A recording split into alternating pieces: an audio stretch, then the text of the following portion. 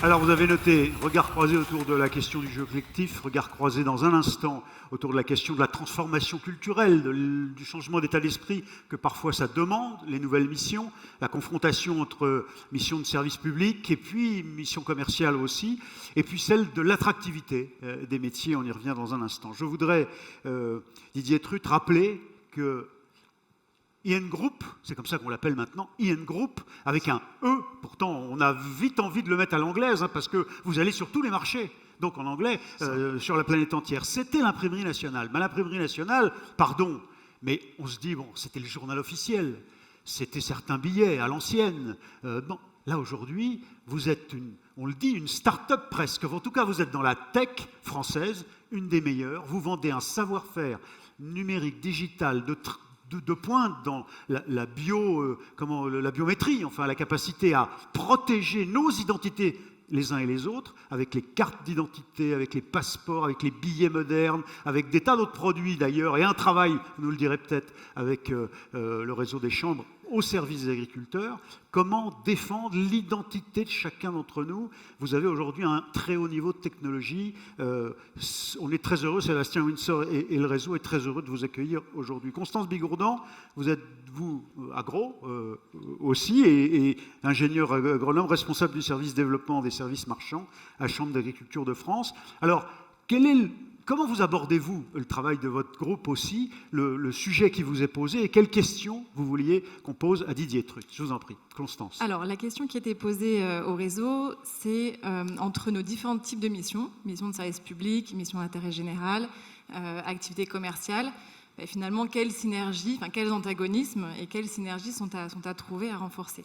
Et peut-être pour poser le débat, il y a effectivement un constat qui a été très largement partagé par le réseau, c'est qu'on manquait de lisibilité sur ces différents types de missions. Les missions de service public, elles sont relativement bien identifiées, c'est des missions qui sont confiées par l'État, c'est à peu près clair. Les missions commerciales, on pourrait dire que c'est tout ce qui se situe dans le champ concurrentiel. Et puis, les missions d'intérêt général, c'est un petit peu tout le reste. Donc, c'est toutes les missions qui contribuent au développement des entreprises agricoles et des territoires ruraux, qui sont ni dans la liste des missions de service public, ni dans le champ concurrentiel, ou éventuellement dans le champ concurrentiel, mais sans acteurs privés qui se positionnent. Donc, on voit bien qu'on a quand même une petite difficulté à avoir la lisibilité sur ces différentes missions. Et ce flou, finalement, entre ces différentes missions, on voit bien que ça comporte des inconvénients. Ça peut nuire à l'attractivité des chambres. Ça peut aussi être un prétexte à des critiques de la part de l'État, de la part de nos financeurs, voire même de nos concurrents. Et puis, il y a même des concurrences internes entre ces missions au sein de nos établissements. Donc, la question, c'est comment on fait de cette diversité, cette pluralité de missions une vraie force. Et donc, peut-être la première question à vous poser, Didier Truth, c'est effectivement l'imprimerie nationale a subi une transformation massive. Comment est-ce que vous avez opéré cette ouverture justement sur le marché concurrentiel en étant opérateur de l'État? Comment vous avez fait pour faire une tech, un champion de la tech aujourd'hui? Didier Truth, c'est à vous. Bon, d'abord, moi, je suis ravi d'être là, je suis ravi d'être parmi vous aujourd'hui. Je me suis dit, ça va être difficile de passer après Fabien Pelouse, mais il le sait, parce qu'on l'a dit avant cette intervention. Dans le rugby, dans l'entreprise, on puise beaucoup de valeurs du monde du rugby. Et pour faire une transformation comme la nôtre, là où je pense qu'on a une valeur commune avec tous ceux qui sont dans cette salle et ce que vous représentez, c'est qu'on n'a pas choisi ce métier par intérêt, on l'a choisi par conviction, on l'a choisi par passion. Et je pense que ça, c'est quelque chose qui nous anime, en tout cas au sein de notre entreprise. Je pense que ça vous anime aussi au sein de votre réseau. Et puis, on vit comme vous une révolution numérique, imprimerie nationale. Quand vous y réfléchissez un peu, c'est quand même difficile de vous attaquer à un monde qui est en train de se globaliser, se mondialiser, et que vous êtes, vous, sur votre marché français avec un seul client et une obligation, on va dire, de service public. Voilà. Une fois que j'ai dit ça, finalement, la transformation qu'on a pu opérer, on l'a opérée justement dans le secteur, en utilisant le secteur concurrentiel. Parce qu'à un moment, ça a été un vrai choix dans l'entreprise de se dire, comment peut-on prouver que les solutions qu'on amène pour nos citoyens, qu'on amène pour nos administrations, nos États, sont les meilleures? La meilleure façon, c'est d'aller se confronter à la concurrence. Et moi, quand je suis arrivé à l'imprimerie, on passait à l'époque du passeport classique au passeport électronique. Alors, il fallait qu'on prouve qu'on soit capable de fabriquer un passeport électronique. Puis après, on est passé à la biométrie. Il fallait prouver qu'on soit capable de faire un passeport biométrique. Et ainsi de suite. Les cartes. Et je vous imaginez les technologies qui sont derrière ce type de produit. Parce qu'on est passé d'imprimeur, on était un bon imprimeur, mais on est passé avec de l'électronique, de la biométrie, des plateformes informatiques, un monde de compétences que l'on n'avait pas au sein de l'entreprise. Donc, toute l'anxiété que ça peut créer à l'intérieur de l'entreprise, et pourtant à l'extérieur, vous êtes toujours en train de faire vos preuves. Bon, peut-être que notre environnement avait oublié, c'est que quand vous fournissez un passeport en France, vous êtes le 2e pays européen. Et quand vous le faites bien, et que vous allez à l'export, vous avez des pays finalement qui vous regardent en disant si vous faites ça pour la France, effectivement, vous pourriez le faire pour nous. Et nous, on a utilisé à fond, finalement, ce concept, c'est-à-dire qu'on est reparti à l'export, et j'ai demandé à mon actionnaire, laissez-nous aller nous confronter, donnez-nous les moyens aussi de nous confronter, pour qu'on puisse vous prouver, qu'on puisse, bien sûr, répondre à des exigences qui étaient différentes de celles de la France, en termes de sécurité, en termes même de schéma d'enrôlement ou de délivrance de titres sécurisés, et qu'on s'enrichisse finalement de cette expérience et qu'on en fasse bénéficier la France pour avoir finalement les meilleurs documents, les documents les plus compétitifs. Et donc de pouvoir répondre à ces critiques permanentes. Vous voyez, vous êtes un peu associé au service public, on n'est pas sûr que vous soyez les meilleurs à le faire. Aujourd'hui, on est leader mondial dans les composants optiques, c'est-à-dire les composants qui viennent protéger vos documents pour pas qu'ils soient contrefaits. Un passeport sur 3 dans le monde comporte nos éléments de sécurité optique. Une carte sur 4 dans le monde comporte nos éléments électroniques. Voilà. On n'était pas là il y a 10 ans, mais 10 ans après, on peut dire à la France, dans les documents que vous utilisez parmi les meilleures technologies au monde, c'est les nôtres et on les a développés au bénéfice de la France. Donc moi j'aime bien je pense que ça a servi aussi à notre actionnaire et à notre client, cette dualité entre on se rend de plus en plus compétitif dans le monde concurrentiel pour finalement donner le meilleur service à la France et aux concitoyens pour lesquels on travaille. Mais il y a la technologie, et vous venez de nous dire, vous êtes les meilleurs, parmi les meilleurs, puis il y a les mentalités quand même. Dans l'esprit des équipiers dans une entreprise pareille, qui à un moment donné peut se dire, mais je suis entreprise publique, je suis quoi ? C'est pour ça que je buvais du petit lait tout à l'heure, parce que nous, dans les facteurs, je pense, qui a été déterminant dans la transformation, c'était la capacité de donner du sens. Mais tel que Fabien l'a rappelé, c'est du sens, mais pour tout le monde, à tous les niveaux.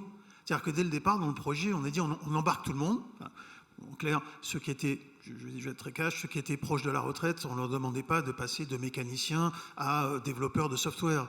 On leur a dit, OK, on vous accompagnera jusqu'au moment où vous arrêterez votre métier. Nous, on avait dans l'entreprise des imprimeurs qui avaient été formés par leur père. Leur père formé par leur père. Vous imaginez un peu, quand vous rentrez dans l'entreprise en disant, bon, l'imprimerie, c'est fini, demain on va faire du digital, on ne vous croit pas. Enfin, je veux dire, vous n'êtes pas en train de parler d'un métier, vous êtes en train de parler d'une vie personnelle. Bon. Et donc, il fallait trouver les moyens de donner du sens à tous les niveaux, pour que tous ceux qui veulent s'embarquer dans un projet puissent s'y reconnaître et se dire, ça veut dire quoi la transformation pour moi ? Comment je peux contribuer à ce projet au quotidien ? Et ce qu'on a, après chacun un peu ses techniques, je pense que ce qui a bien fonctionné, c'est qu'on a été capable de prendre des exemples, de se dire tiens, on a besoin dans le monde numérique de faire fonctionner nos équipements différemment, donc on va organiser un atelier, on va faire une expérimentation, on va prouver que ça marche. Et le fait de sponsoriser ça, de le rendre visible, de montrer à tout le monde que ça fonctionnait, ça a un effet d'entraînement. Alors, de temps en temps, ça ne marchait pas de la première fois, donc vous recommencez une deuxième fois. Et puis jusqu'au moment où il y a quelqu'un qui vous interpelle en disant « Et quand est-ce que c'est mon tour ?» Et là, vous savez que vous avez gagné une partie de cette transformation. Et petit à petit, le succès aussi appelle le succès. Vous voyez, au départ, vous attaquez un projet, vous n'êtes pas sûr de gagner, vous n'êtes pas sûr, si jamais vous êtes en échec, la réaction que va avoir finalement votre équipe. Parce que c'est aussi, l'échec, c'est pas juste de dire, vous avez le droit à l'erreur. C'est quand l'erreur arrive, comment vous la supportez, comment vous l'accompagnez. Et donc, dans ce sens, c'est aussi, parler tout à l'heure de confiance, c'est aussi de montrer que l'échec est possible. Quand il est possible, on apprend et on vient reconstruire derrière. Donc, il y avait vraiment cette notion de sens, voilà, de donner du sens à cette transformation. Le sens appelle l'adhésion, la confiance et finalement le succès. Et on recommence. Au fond, C'est c'est... ça, c'est Ouais. exactement ça. Enfin, j'ai l'habitude de dire, je sais pas, il y a une époque où on avait pas mal de consultants qui rentraient dans nos entreprises et qui nous faisaient des grands plans pour passer du point A au point B. Je pense qu'aujourd'hui, c'est terminé, quoi. On ne passe pas du point A au point B, on se transforme tous les jours. Le chemin, c'est la transformation. C'est plus un passage. Et donc, dès qu'on a adopté, et d'ailleurs, c'est intéressant parce que chaque fois qu'on a transformé, peu importe, un processus, on a mis en place une solution, de nous-mêmes, on se rend compte qu'elle est encore perfectible, elle va se modifier. Et dans un environnement qui est en permanence en mutation, si je prends l'identité aujourd'hui, vous avez tous une carte d'identité ou un passeport avec vous. Il y a 10 ans, on ne parlait pas vraiment d'identité numérique. Aujourd'hui, vous voulez vous connecter en ligne, vous voulez être sûr de la personne qui fait une transaction avec vous, elle produit quoi? Elle produit une identité numérique. Est-ce que c'est la bonne? C'est pas la bonne? Vous-même, dans vos organisations, vous avez votre identité numérique professionnelle en tant que patron d'une entreprise. Est-ce que c'est la bonne, pas la bonne? Est-ce que vous avez confiance dans cette identité? Donc on voit que le monde évolue, l'environnement évolue, et donc vous devez vous adapter tous les jours. Vous devez avoir cette transformation qui est encore une fois, qui est le chemin.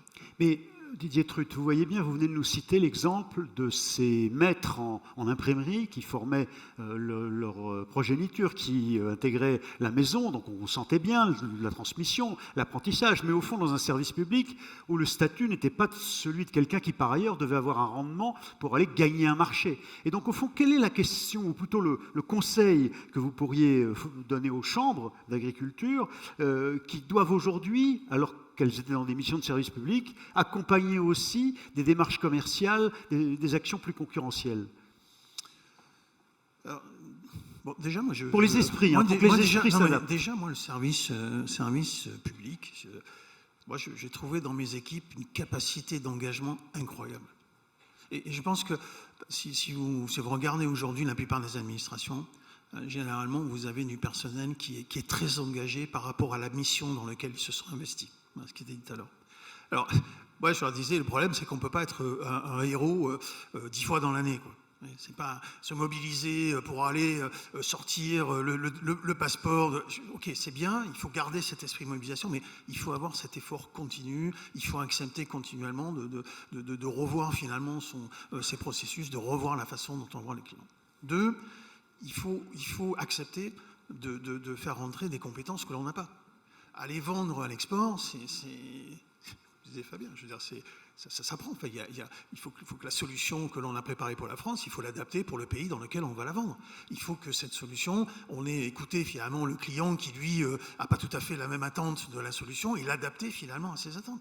Il faut qu'il y ait des expertises finalement d'avant-vente, de vente, de mise en place des solutions. Donc il faut accepter de faire rentrer des compétences et des ressources. Et de temps en temps, de créer de déplacer le centre de gravité. C'est-à-dire que quand vous voulez, quand nous on était vraiment situés en France, vous allez à l'export, c'est pas parce que vous avez recruté 3 commerciaux pour l'export que ça va fonctionner.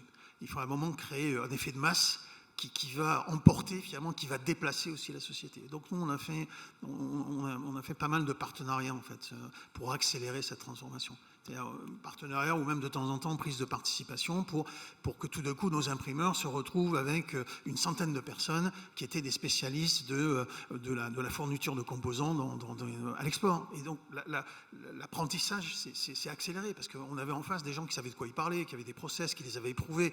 Et donc ça permettait d'accélérer l'apprentissage à l'intérieur de la maison. À quoi faut-il que le personnel en place accepte ça? Nous, on a fait des choix en disant, et vous l'avez tous, je pense, dans vos différentes organisations, c'est qu'il faut aller expliquer que non, on ne recrutera plus d'imprimeurs, on ne recrutera plus de gens qui font du métier finalement d'impression, mais on va recruter des informaticiens, on va recruter des électroniciens. Non, on ne va pas chercher un labo de graphique, on va chercher une société spécialisée dans le développement et accepter qui ne se comportent pas de la même façon, qui n'ont pas les mêmes références et les mêmes valeurs, mais qui vont nous faire progresser dans le projet commun. Et ça, c'est pas facile, Mais en même temps, c'est là où le manager peut faire la différence. C'est là où en encadrant finalement les équipes, en facilitant les contacts, en autorisant les erreurs, vous arrivez à transformer les organisations.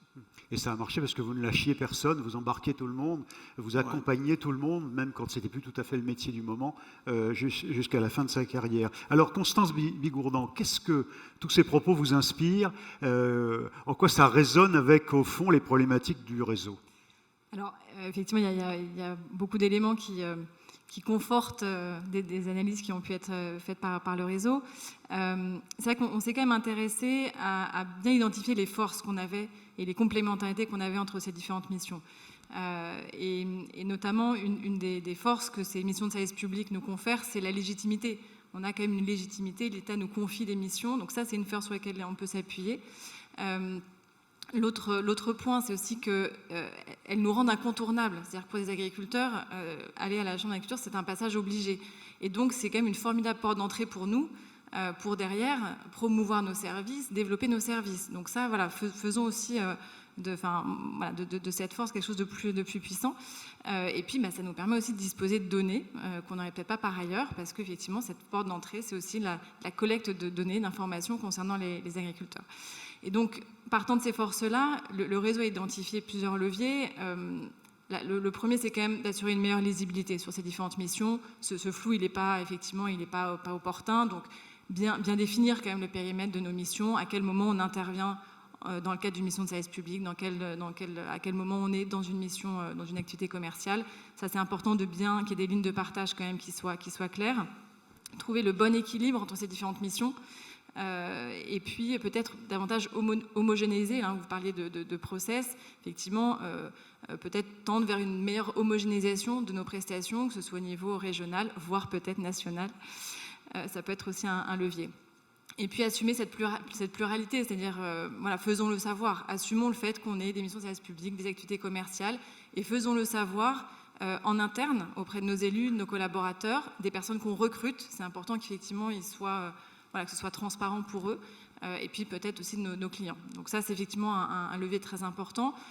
Nous savons qu'au niveau des champs, il y a aussi une problématique sur le prix, sur le coût des prestations.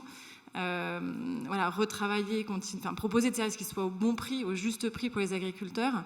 Et ça passe par travailler davantage sur les modèles économiques, sur la rentabilité de nos services. Être aussi plus transparent sur l'affectation de l'impôt.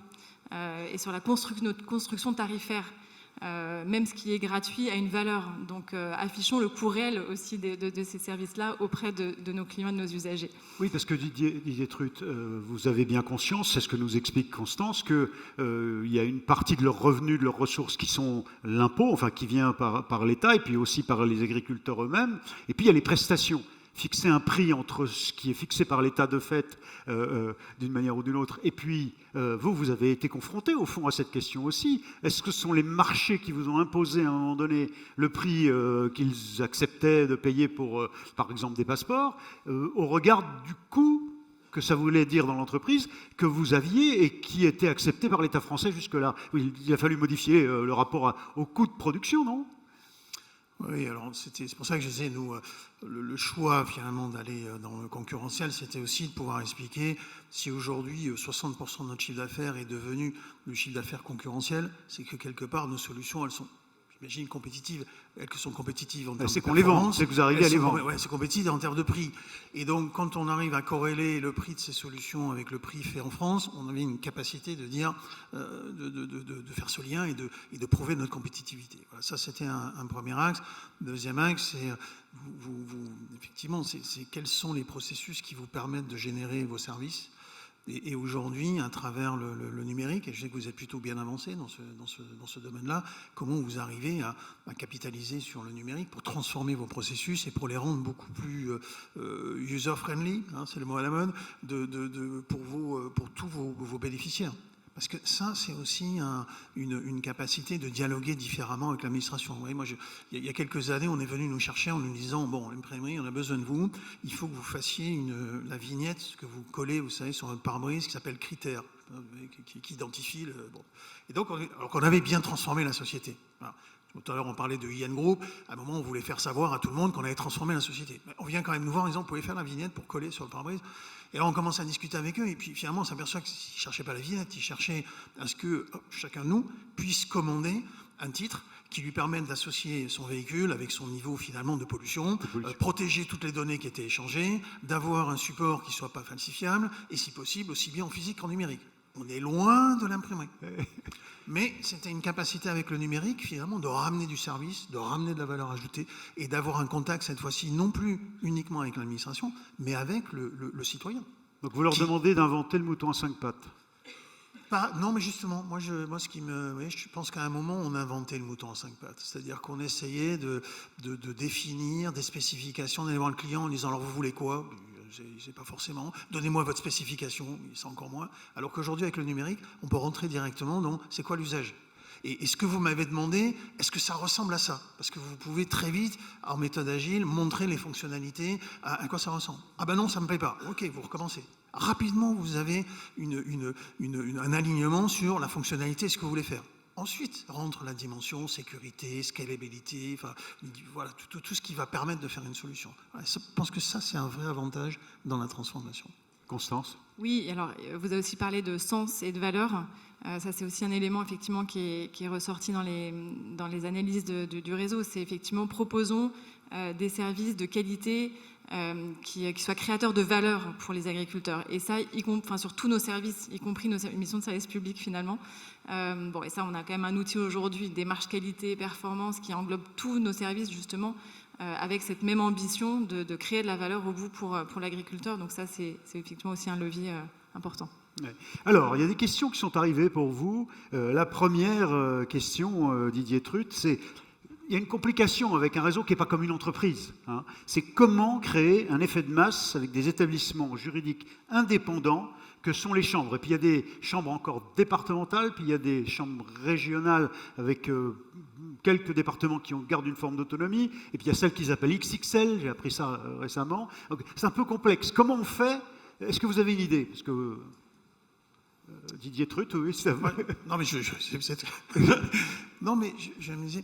Tout à l'heure, le côté on poursuit un objectif. Je pense que justement, quand il y a des entités qui sont un peu disparates, hein, on poursuit quel objectif? Alors, on peut s'attaquer à régler toute la complexité juridique, périmètre. Enfin, je pense que dans quelques mois, vous y serez encore et vous n'aurez toujours pas réglé l'objectif.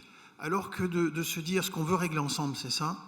Comment on s'affranchit finalement de ces contraintes? Je ne dis pas toujours dans la légalité, mais comment on s'affranchit de ces contraintes pour pouvoir ensemble finalement construire ce objectif.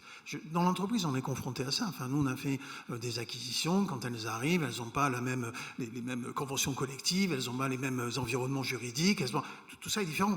Il y a un moment où vous recréez autour de ces entités un projet. Et d'ailleurs, quand le projet avance, vous pouvez ensuite traiter toutes ces difficultés de process. Moi, j'ai vu chaque fois qu'on a intégré des sociétés, si vous commencez par ça, tous les gens défendent leurs prérogatives, leur précaré, leur process. Alors que si vous êtes sur le projet, au bout d'un moment, le projet, il l'a emporté sur, la notion de territoire, et vous arrivez à fédérer finalement un peu plus large. Alors, il y a une question qui va peut-être vous plaire, mais qui est celle de votre identité, ou de vos identités, je ne sais pas, parce que vous avez acheté aussi des entreprises, vous avez une croissance externe. Et cette question, c'est quelle stratégie de marque avez-vous adoptée pour accompagner la transformation de votre groupe? Alors, je dois dire qu'il y a un petit truc dans IN Group, d'abord le nom a changé, c'est plus Imprimerie Nationale IN Group, donc on l'a noté. Puis il y a ce petit objet, ce petit animal, la salamandre, là, et c'est pas par hasard que vous l'avez choisi. Alors racontez-nous ça, c'est passionnant. Alors, bon, d'abord, on est une entreprise. L'entreprise a été créée en 1538. En fait, 1538, ah oui, d'accord. François Ier. Alors, en fait, c'est François Ier qui avait décidé d'assembler un petit groupe d'imprimeurs pour reproduire les ouvrages en grec. Voilà. Et puis, ça a évolué pendant presque un siècle jusqu'à ce que Richelieu, en 1640, décide de créer la première imprimerie royale. Puis après, on a pris toutes les formes, royales, nationales, impériales. Voilà. Et on est resté à proximité de l'État. Et on a fini d'ailleurs dans les années, 2000, comme la grande photocopieuse de l'État. C'était pas très valorisant, mais c'était ça. Mais on les a accompagnés pendant toutes ces années-là. Et on a gardé une chose, qui était la salamandre, qui était l'emblème de François Ier. Et comme vous l'avez rappelé tout à l'heure, la plupart des gens qui m'interrogent, alors l'imprimerie nationale, vous faites les billets? Ben non. Bon, vous faites le journal officiel? Ben non. Donc là, généralement, il y a un grand blanc. Et puis après, on dit, mais par contre, je fais pratiquement beaucoup de produits que vous avez sur vous, vous n'y pensez pas, mais de votre bac à votre permis, à votre carte d'identité, votre passeport, vous avez énormément de produits qui sortent de l'imprimerie nationale. Et donc on s'est transformé, et les titres se sont transformés, et donc on s'est dit, on va faire évoluer le nom de notre société, mais on veut garder cette salamandre à laquelle on est attaché, on veut garder ce bleu, blanc, rouge à laquelle on est attaché, on voulait garder le I et le N, bien sûr, de l'imprimerie nationale, même si aujourd'hui on peut l'utiliser comme identité numérique, on peut lui donner plein de noms, mais on voulait le garder. Et puis, vous l'avez dit, on voulait garder cette notion de groupe avec un E, parce qu'on revendique quand même cette appartenance française, ouais. Même si aujourd'hui on l'a fait rayonner largement à l'extérieur de la France, mais c'est nos valeurs historiques, vous vous rendez compte un peu le patrimoine. On porte ce patrimoine dans la société. Bon, d'accord, mais vous achetez aussi, ou vous avez acquis des entreprises de très haute performance, dans le nord de l'Europe, je crois, ailleurs aussi. Elles ont leur propre marque, leur identité produit. Comment vous faites pour ne pas perdre ça? Est-ce que vous leur imposez une groupe? Comment vous gérez ça? On a été très... je ne sais pas, c'est pas pragmatique, mais leurs marques, on a gardé bien souvent les marques comme des signatures de des offres ou des produits ou des solutions. Oui, on a racheté Nexus, qui est une très belle marque d'infrastructure de gestion de clés, qui est une société suédoise et allemande. Nexus, si vous allez sur Internet ou si vous demandez à l'écosystème, tout le monde va dire bah oui, c'est des produits cool plutôt dans le domaine de l'infrastructure et des PKI. Et nous, ce qu'on a rajouté, c'est l'appartenance de Nexus à IN Group. Et donc on leur a donné la capacité de s'afficher à l'extérieur en disant maintenant on n'est plus tout petit, on est avec un groupe, on a la capacité de prendre des projets plus importants, on a la capacité de prendre des grands groupes ou des contrats dans lesquels on aura une garantie du groupe. Et on a fait ça pratiquement avec toutes les marques que l'on a rachetées, en leur laissant de l'indépendance, je ne sais pas si ça vous parle, et en même temps de montrer et de leur donner une assurance dans leur développement, que ce soit financier ou que ce soit industriel, dans la façon dont on a développé. Constance, si vous voulez intervenir, vous le faites, mais j'ai d'autres questions, donc j'en profite, la salle est très prolixe aussi avec vous. Comment avez-vous accompagné jusqu'au bout vos imprimeurs de l'ancien modèle? Et je vais vous poser l'autre question qui vient dans la foulée, au fond, qui est assez intéressante. Ok, comment vous les avez accompagnés jusqu'au bout? Et si les agents n'avaient pas adhéré à l'objectif de l'imprimerie, est-ce que vous aviez un plan B si vous embarquiez pas tout le monde? Bon, d'abord, est-ce que j'avais des certitudes au moment où on démarre? On a une conviction, on n'a pas forcément des certitudes, mais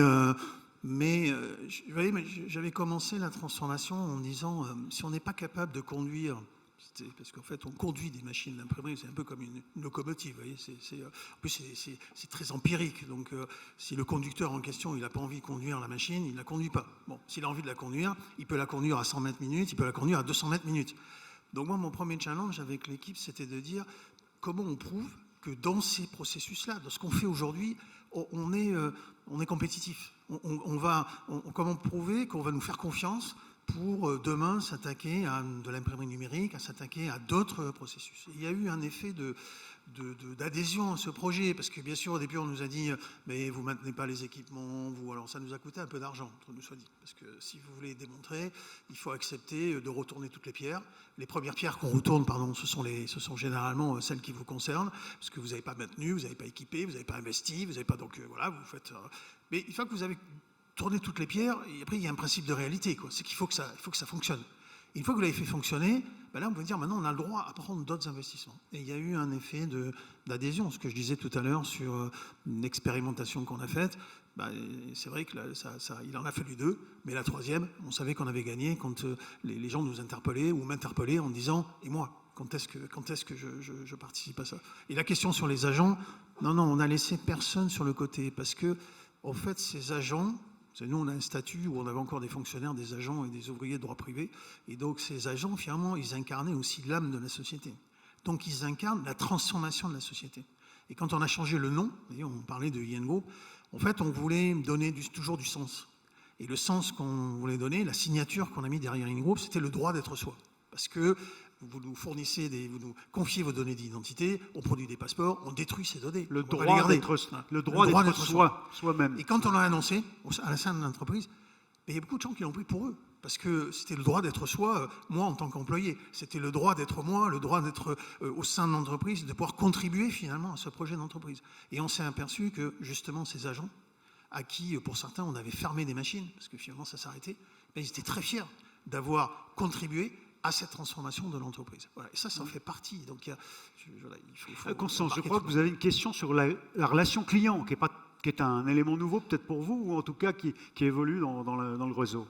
Oui, en tout cas, c'est vrai que c'est aussi un des leviers qu'on a identifié avec le réseau, c'est comment est-ce qu'on effectivement on renforce cette relation client, comment on améliore notre connaissance des clients, et y compris au travers des missions de service public, en fait, parce qu'on a vu que c'était une très bonne porte d'entrée. Donc faisons en sorte que tous nos collaborateurs, ça rejoint la question de la formation, de la montée en compétences, l'accompagnement des équipes, faisons en sorte que tous nos collaborateurs soient formés finalement aussi à cette écoute active des besoins des clients, qui montent en compétences, et capitalisons sur cette connaissance client. Et c'est vrai que grâce aux missions de service public, on a des éléments, on a des informations, on a des inputs qu'on peut effectivement, sur lesquels on peut capitaliser derrière pour développer nos services. Donc ça, effectivement, c'est un des leviers en termes de montée en compétences qui a été bien exprimé. Didier Schrutt, vous aussi, ça a changé. Entre l'État français et puis l'État, je sais pas, bolivien, la relation n'était pas forcément la même. Moi, je ne sais pas si ça fait écho, hein, vous me direz, mais nous, on a un peu abusé du fait que certains services devaient être faits que par nous, parce que ça nous permettait d'aller chercher les meilleurs partenaires pour assurer ce service. Donc, quand je dis on a abusé, on a été chercher les meilleurs partenaires. De toute façon, si vous voulez accéder à notre marché, il fallait qu'ils travaillent avec nous. Et ça nous a fait énormément déjà progresser dans la solution que l'on apportait à nos clients. C'est plus facile finalement de retrouver un client quand il a le sentiment que vous amenez une très bonne solution que quand vous y allez et vous n'êtes pas sûr de votre solution. Deux, on a fait le tour de pas mal de nos clients parce qu'on s'apercevait que certains, ils nous voyaient bien là où on était et ils n'avaient pas envie qu'on change. Ouais, ils écoutaient, ils nous recevaient, mais finalement, une fois qu'ils nous avaient reçus, on sentait que pour passer dans le numérique, ils préféraient aller voir une entreprise, une ESN ou une autre entreprise que nous. Il faut l'accepter, parce que vous savez qu'il vous amènera nulle part. Par contre, vous en avez d'autres qui, quelque part, vous font confiance dans l'expérimentation que vous leur proposez. Et ça, ces clients-là, ils privilégient finalement votre métier, votre connaissance du métier, ils prennent le risque avec vous de vous transformer, et ces clients-là, ils sont précieux. C'est un peu comme ensuite dans la vie courante, où vous avez vous faites des enquêtes clients, puis vous avez ceux qui cachent les box, si tu voulez, puis vous avez celui qui répond en disant « Est-ce que vous recommanderiez l'entreprise ?» C'est celui-là avec qui il faut travailler. Pourquoi il va la recommander? Qu'est-ce que vous avez de différent? Comment vous différenciez? C'est un peu pareil. Et d'en faire des ambassadeurs sur l'image de votre. Et c'est pas gagné. Vous voyez, moi, que des années après, ça reste un combat permanent, finalement, parce que vous avez tout un environnement qui veut prouver qu'il pourrait faire ça à votre place, il pourrait le faire moins cher, il pourrait... Mais quelque part... Ok, c'est aussi l'adhésion au projet qui va faire que vous allez combattre ça et amener ces solutions. Et à la fin, vous êtes la plus à même, en tout cas nous on pense, de comprendre le besoin métier de vos clients. Ce qui fait quand même la différence, quoi. C'est pas une ESN qui arrive en disant « Bon alors je vais vous expliquer ». Vous connaissez quand même la proximité que vous avez avec votre réseau. J'ai dit client, mais avec vos réseaux. Et donc d'être capable quand même d'avoir un dialogue de confiance avec votre réseau. Alors, il y avait une question à laquelle vous avez déjà répondu. Où avez-vous été chercher les compétences innovantes? Moi, j'ajouterais la suite de la question. Et à quel coût? C'est-à-dire, est-ce que vous vous êtes dit, il faut acheter les meilleurs, tant pis, quel que soit le prix, ou est-ce que vous vous étiez fixé un cadre? Non, j'ai un actionnaire. En fait, la société aujourd'hui est détenue, le capital de la société est détenu à 100% par l'Agence des participations de l'État. Donc, quand je veux faire un investissement, d'abord, il faut que j'assure son investissement sur mes fonds propres, ou bien il va falloir qu'il m'aide en termes de capital.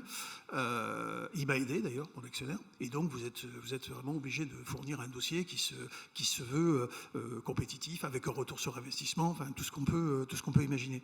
Mais en même temps, les sociétés qu'on a été chercher, c'était des sociétés de taille différente, parce qu'on a eu l'opportunité à un moment, on voulait monter en compétence sur des systèmes. Donc, on est allé chercher un essaimage, enfin une cession d'une société, d'un grand groupe. Donc là, vous négociez avec un groupe qui veut se séparer finalement de compétences qui n'ont plus de raison dans leur modèle, mais qui pour vous représentent. Donc là, on a fait de très bonnes acquisitions, puis d'autres, effectivement, on n'est pas tout seul pour faire l'acquisition, donc vous êtes obligé de respecter finalement le marché. Mais c'était pas une fin en soi, ça a été à chaque fois de se dire, avec cette acquisition-là, comment on rentre plus vite dans le digital, comment on rentre plus vite dans le monde du système, comment on rentre plus vite dans le monde concurrentiel. Ou bien comment on assoit notre position aujourd'hui dans le monde des composants. Donc voilà, c'était choisi. Je laisse la parole à Constance Bigourdan pour une phrase de conclusion. Il y a encore beaucoup de questions. Comment admettre qu'on doit renoncer à certains de nos projets individuels au profit de projets collectifs, mais on pourrait passer l'après-midi, la soirée, la troisième mi-temps même avec vous, qui sait pourquoi pas. Constance, un mot de conclusion pour ce binôme. En tout cas, il y a un élément dans ce que vous avez partagé avec nous. Effectivement, le fait finalement que vous ayez exporté vos solutions à l'international a permis de renforcer votre légitimité sur le propre territoire national. Et ça, voilà, ça peut être aussi un élément sur lequel on peut travailler. On a dans le réseau plein de pépites, dont une qui est Mes Parcelles, qui est un outil de traçabilité, un logiciel de gestion pour les agriculteurs. On a commencé à mettre effectivement des petites billes dans d'autres pays européens. Voilà, ça peut être aussi une des voies de développement intéressantes pour aussi renforcer derrière finalement l'image et la crédibilité de nos produits auprès de nos propres clients français.